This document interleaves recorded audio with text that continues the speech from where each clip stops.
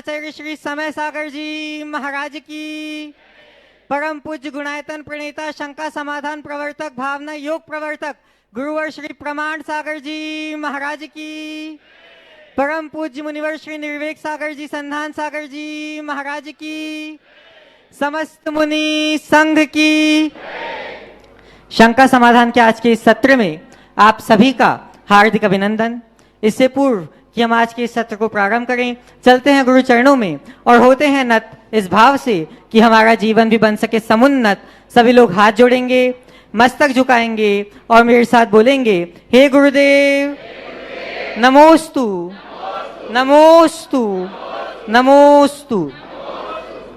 बंधुओं, परम पूज्य गुरुदेव सत्संग विदिशा से मंगल विहार करते हुए निरंतर भोपाल की ओर बढ़ रहे हैं और आज परम पूज्य गुरुदेव सत्संग का मंगल प्रवास सूखी सेवनिया ग्राम में हो रहा है और आज के इस सत्र को हम आगे बढ़ाएं, उसके लिए हम सभी सविनय त्रियोग पूर्वक नमोस्तु करते हुए निवेदन करेंगे पूज्य मुनिवर श्री संधान सागर जी महाराज के चरणों में कि हे महाराज श्री, आपके माध्यम से आज हम शंका समाधान को आगे बढ़ा पाएं और आपके माध्यम से ही हम समाधान के संधान को साध सकें। नमोस्तु महाराज जी, नमोस्तु।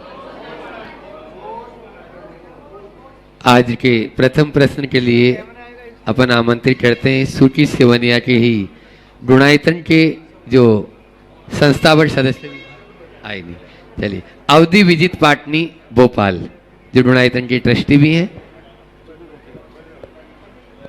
और उसके बाद में तैयार रहेंगे अखिलेश जी मीना सतभैया टीकमगढ़, उनके साथ में प्रदीप जी भदौरा भी जो गुणायतन के ट्रस्टी हैं। नमोस्तु मुनिराज जी, मेरा सवाल ये था, मैंने एक बुक पढ़ी थी जैनिज्म और तंत्र शास्त्र, तो मुझे जानना है मंत्रों का तो उपयोग है हमारे इसमें, पर तंत्र किस तरह से इस जैनिज्म से जुड़ा हुआ है? देखिए, तंत्र का मतलब क्या होता है? तंत्र का मतलब होता है युक्ति। तो युक्ति तो हमारे जीवन को ऊंचा उठाने के लिए साधन है ही, युक्ति साधने की बात है। हम लोग जो विधान करते हैं, मंडल की संरचना करते हैं, ये क्या है? ये इसमें यंत्र भी है, मंत्र भी है, तंत्र भी। विभिन्न प्रकार की ध्यान साधना में भी कुछ ऐसी क्रियाएं हैं जिसमें तंत्र की साधना है। जैन धर्म में जो तंत्र है मूलतः आत्मा की एकाग्रता को बढ़ाने के लिए और चेतना के परिष्कार के लिए, ज्ञानार्णव तत्वानुशासनम जैसे ग्रंथों में इस तरह के तंत्रों का प्रयोग है। लेकिन मध्यकाल आते आते जो परिवर्तन हुआ उससे जैन धर्म भी अछूता नहीं रहा। बाद में तंत्र के नाम पर बहुत सारी वो चीज़ें जुड़ गई जिसको आज के इस भाषा में कहे टोटकेबाजी। वो जुड़ गई सो जुड़ गई, सब जगह जुड़ती है सो जुड़ती है। तो जैन साधना के मूल रूप में जो तंत्र है तो मूलतः आत्मा की विशुद्धि के लिए, आत्मा की निर्मलता की। धन्यवाद। अखिलेश जी मीना सतभैया टीकमगढ़, और उसके बाद में तैयार रहेंगे प्रकाश जी प्रदीप जी जैन सूकी सिवनिया। परम पूज्य गुरुदेव के चरणों में त्रिवाल नमोस्तु नमोस्तु नमोस्तु। छुल्लक जी के चरणों में क्षामी क्षामी क्षामी। गुरुदेव एक कहावत सुनते थे कि मौत कोई बहाना ढूंढती है, खुद नहीं आती ताकि उस पर कोई आक्षेप नहीं लगा पाए। अभी 8 तारीख को हमारे छोटे बहन हुई महेश जैन, गुलाब चंद जैन टड़ैया जो गौशाला के कोषाध्यक्ष रहे, उनके छोटे भाई का निधन हो गया है। जबकि वो कभी अकेले उस जगह जाते ही नहीं थे, वो घर से निकले कह के कि हम हॉस्पिटल जा रहे हैं और हॉस्पिटल पहुंच गए। पूरी कहानी नहीं बोलो, सवाल करो जल्दी से। तो गुरुदेव क्या मौत बहाना ढूंढती है, ये सही है? और ये आज की कहावत नहीं, हमेशा की कहावत है। मौत तो बस बहाना ढूंढती है, क्या पता किसके जीवन में किस बहाने मौत आ जाए।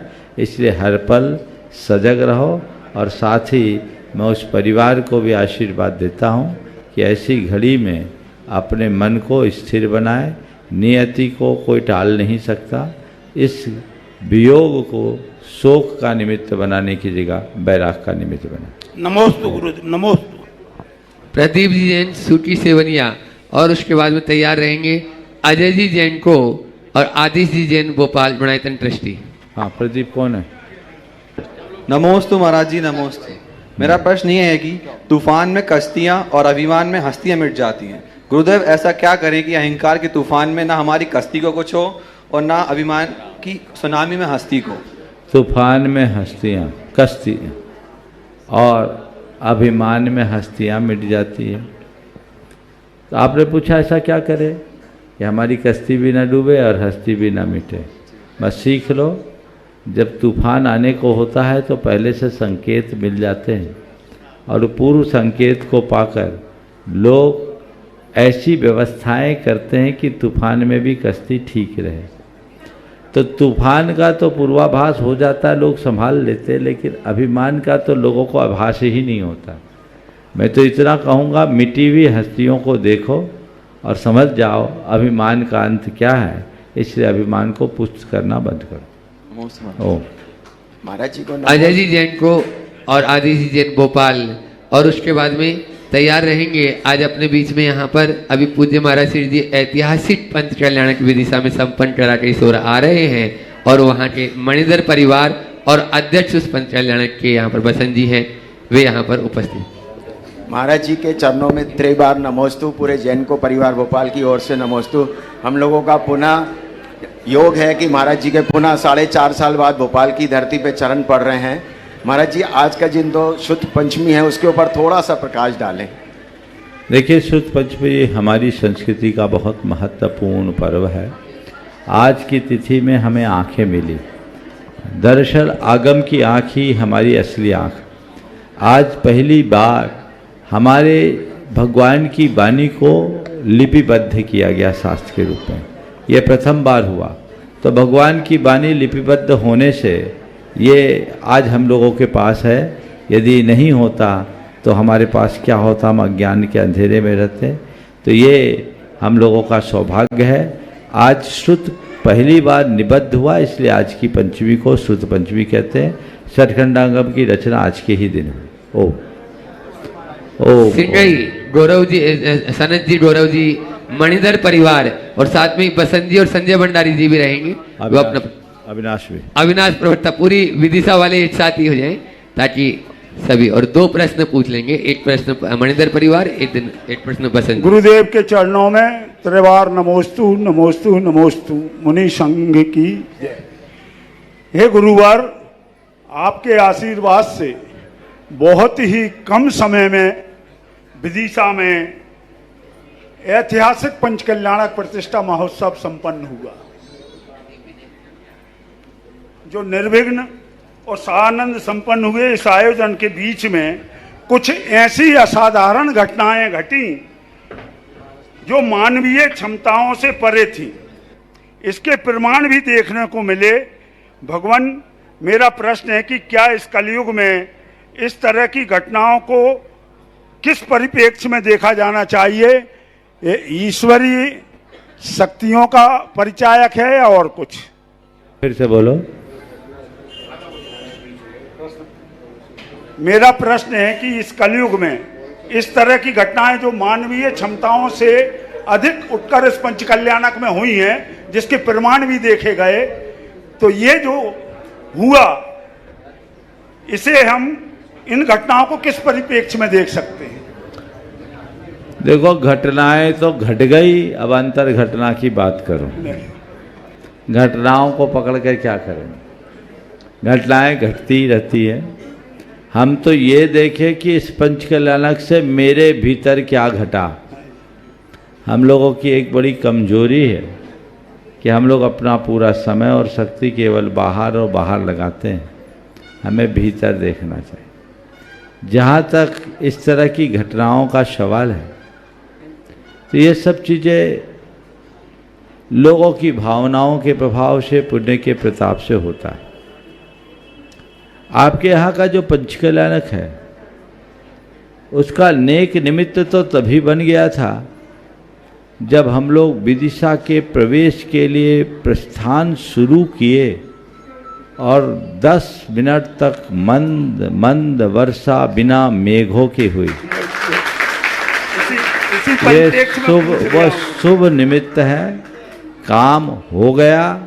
मैं पुनः कहता हूँ, आम खाओ पेड़ मत गिनो, घटना को मत देखो, अंतर घटना को समझने की कोशिश करो।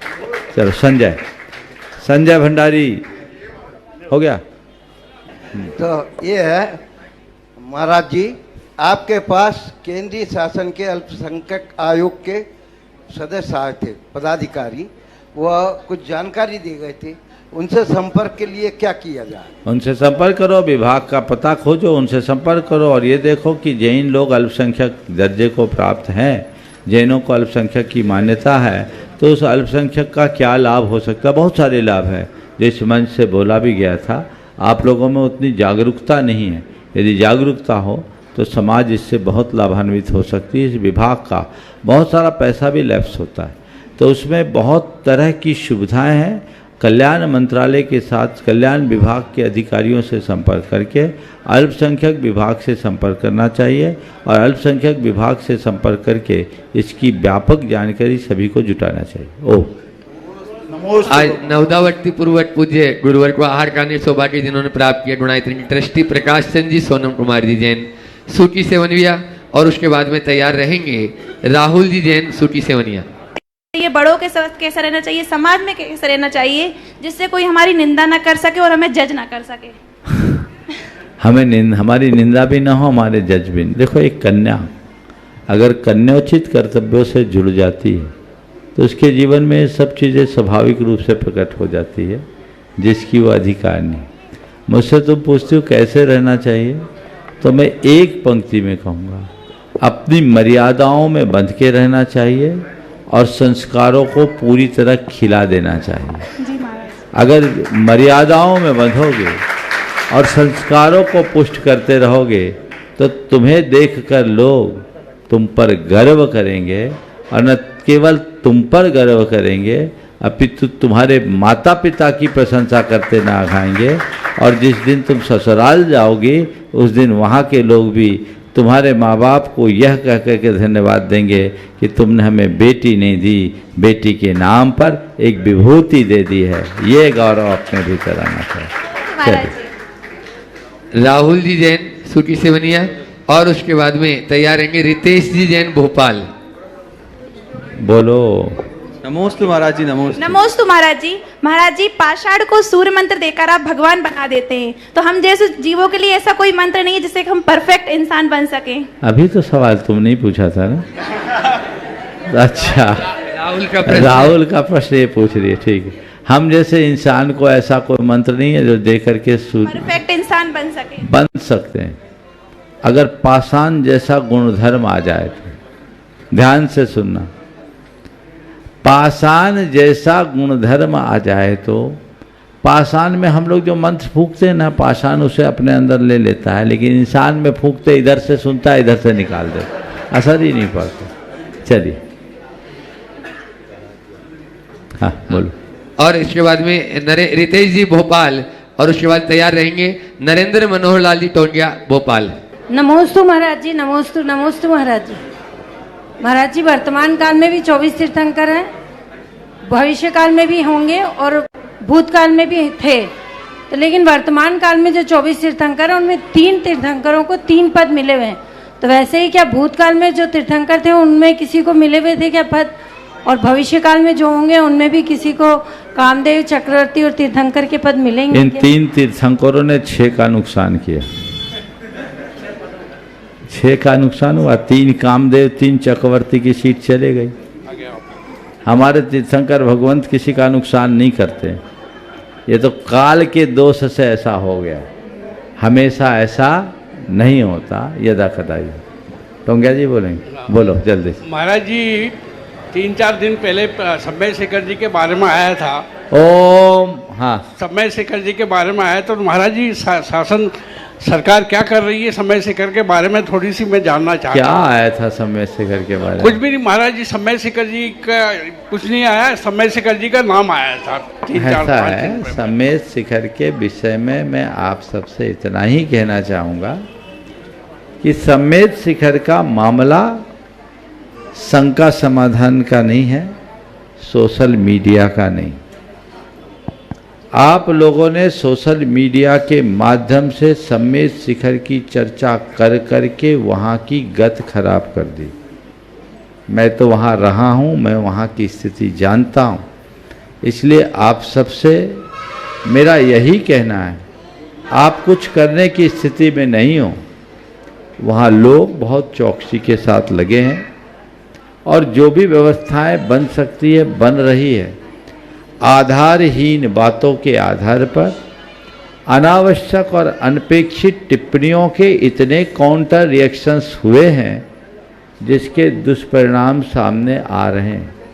इसलिए मैं पुनः इस मंच से कहता हूँ, सम्मेद शिखर के मुद्दे पर कोई भी बात सार्वजनिक रूप से तब तक न लाई जाए जब तक इस मंच से उसकी कोई चर्चा ना हो। जिस दिन जरूरत होगी होगा।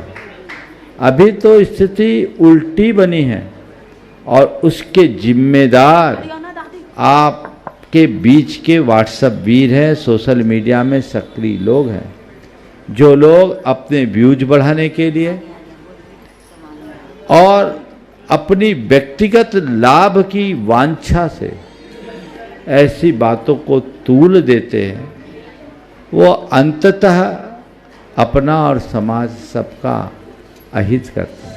इसलिए ऐसा बिल्कुल नहीं होना चाहिए। सम्मेद शिखर या किसी भी तीर्थ क्षेत्र के मसले को केवल सोशल मीडिया से कभी भी नहीं किया जा सकता हल। उसके हल के लिए उचित मंच पर उचित तरीके से ही पहल करनी चाहिए। वह सब हो रहा है और सम्मेद शिखर में ऐसा कुछ भी नया नहीं है जिनको लेकर आप लोग इतना हल्ला मचाएं।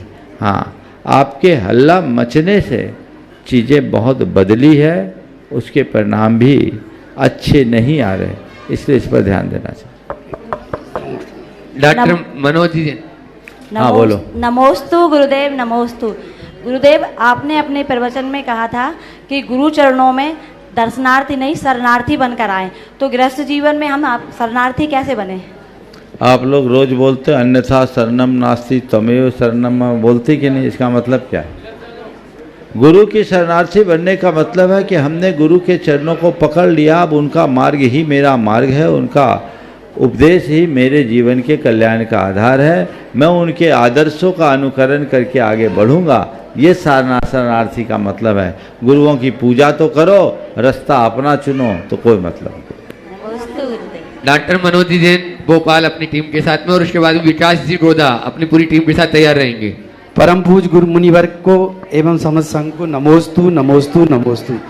गुरुवर, सबसे पहले बहानपुर समाज की तरफ से आपके चरणों में नमोस्तु। गुरुवर, हमारी पीढ़ी में जो पीढ़ी निकल गई उसमें एक अनुभव किया था कि माता पिता से वैचारिक मतभेद होने के बाद भी समय रहते सुलझ जाते थे। उसके पीछे कई फैक्टर थे। एक तो था कि धन संपदा से डर लगता था कि इतना कैसे सरवाइव करेंगे। दूसरा था उतने ज़्यादा पढ़े लिखे नहीं थे। तीसरा था कि बाहरी डर था। लेकिन और रही कसर धर्मपत्नी संभाल देती थी, क्यों? संस्कारी आती थी। अब ये सब फैक्टर विपरीत हो गए कि संतान भी बहुत ज़्यादा पड़ गई। महाराज जी क्लिनिक पे कई ऐसे दंपत्ति आते हैं जो कहते हैं हमने सब कुछ बेच के पढ़ाया बच्चों को, अब बच्चों का लेवल इतना ऊंचा हो गया कि हम चाह के भी उनके पास रह ही नहीं पाते। और दूसरा, घर में रहने की कोशिश करते हैं तो फिर श्रीमती जी का ये हाल है कि वहाँ से जो आजकल मीडिया मोबाइल के द्वारा कान भरने की जो परंपरा चली है, इससे कहीं ऐसी स्थिति में कैसे सामंजस्य? देखिए, आपने बहुत ही महत्वपूर्ण सवाल उठाया और आपने जो भी कारण प्रस्तुत किए हैं वो बिल्कुल सही है, लेकिन मुझे इन कारणों के अतिरिक्त एक ऐसा कारण प्रतीत होता है जिसने सारी व्यवस्थाओं को बिगाड़ दिया है। वो है, पहले हमारे हृदय में प्रेम, परस्परता, आत्मीयता और सहजीवन के संस्कार थे। आज उनका विलोप हो गया, इसलिए सब अब इंडिविजुअल तरीके से रहना चाहते हैं। जब तक मूलभूत संस्कार सुरक्षित और संरक्षित नहीं रहेंगे, तब तक जीवन का पथ कभी प्रशस्त नहीं हो सकता। इसलिए हमें आज भी उस संस्कार को सुरक्षित रखने की ज़रूरत है। बच्चे पढ़ लिख कर के आगे जाए, कोई बुराई नहीं है।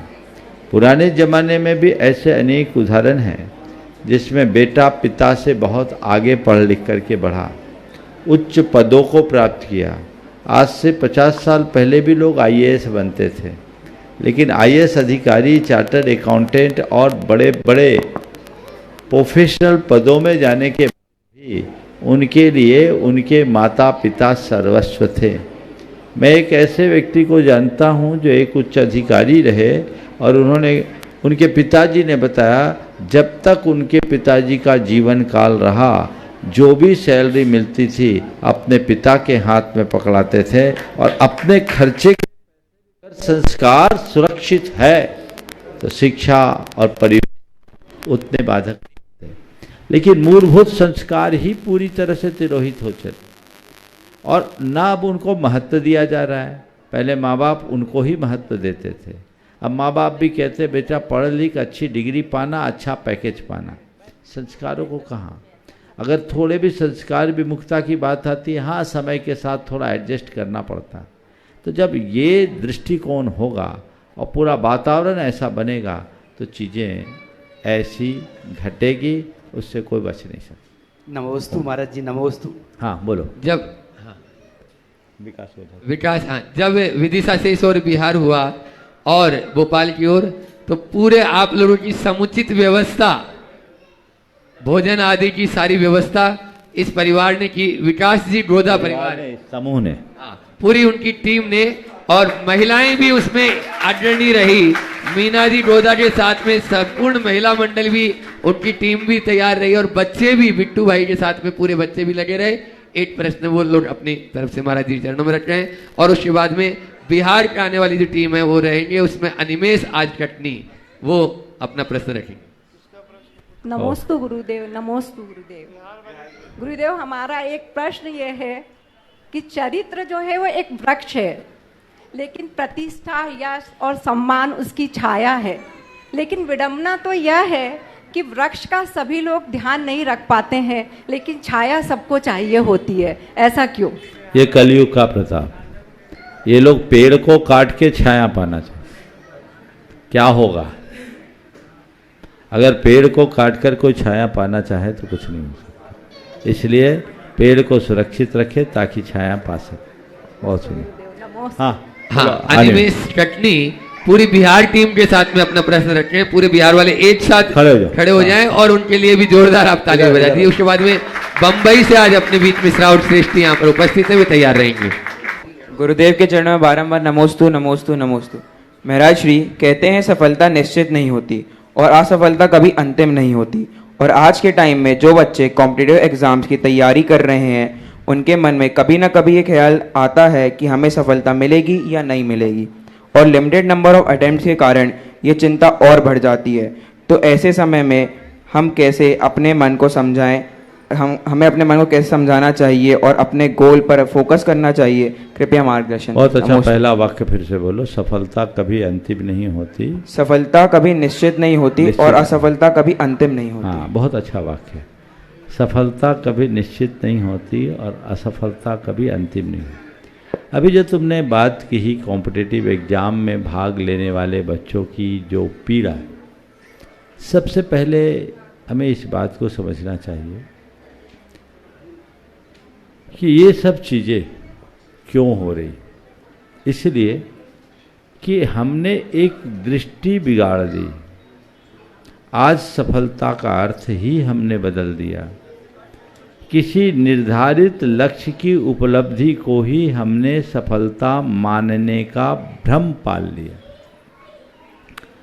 मान सकते हैं किसी निर्धारित लक्ष्य को प्राप्त करना सफलता है, लेकिन जब किसी प्रतियोगिता की बात होती है, वहां तो पहले से ही तय है कि इस प्रतियोगिता में एक ही व्यक्ति को सफल होना है,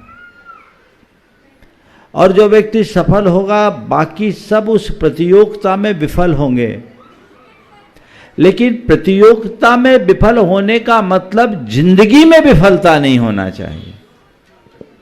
आज के लोग चूंकि शुरू से प्रतियोगिता में झोंक दिए जाते हैं, उनकी मानसिकता उसी तरह विकसित की जाती है, और उस मानसिकता के परिणाम स्वरूप जब कभी किसी प्रतियोगिता में भाग लेते हैं, उन्हें उनका वांछित परिणाम नहीं मिलता, तो अपने आप को विफल महसूस करते हुए गहन अवसाद में डूब जाते हैं।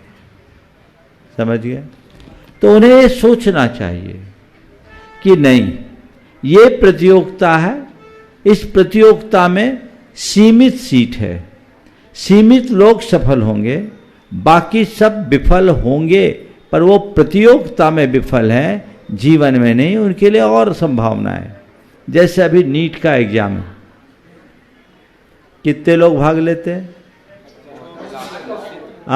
लाखों में मेरे 24 लाख लोगों ने नीट की परीक्षा दी। सीट कितनी?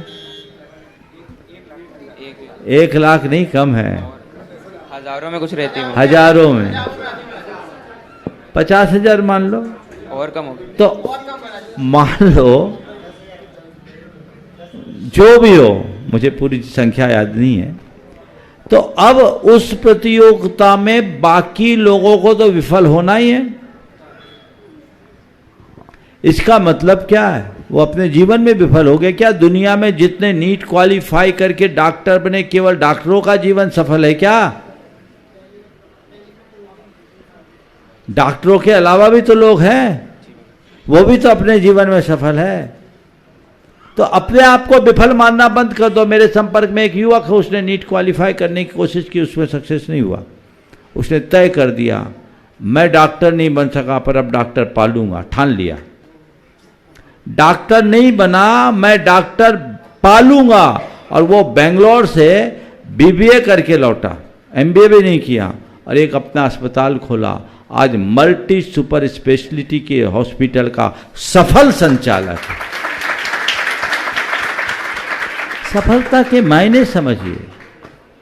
इसलिए जब कभी इस तरह का कोई प्रसंग आए, एक संभावना मिटे, दूसरी संभावना को खोजना चाहिए।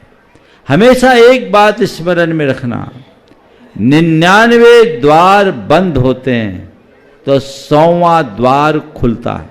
मैं रिपीट कर रहा हूं, 99 दरवाजे बंद होते हैं तो 100वां द्वार खुलता है। हमारी दृष्टि बंद द्वार पर नहीं, खुले द्वार की ओर होना चाहिए। नई संभावना तरफ चलिए। नमोस्तु महाराज।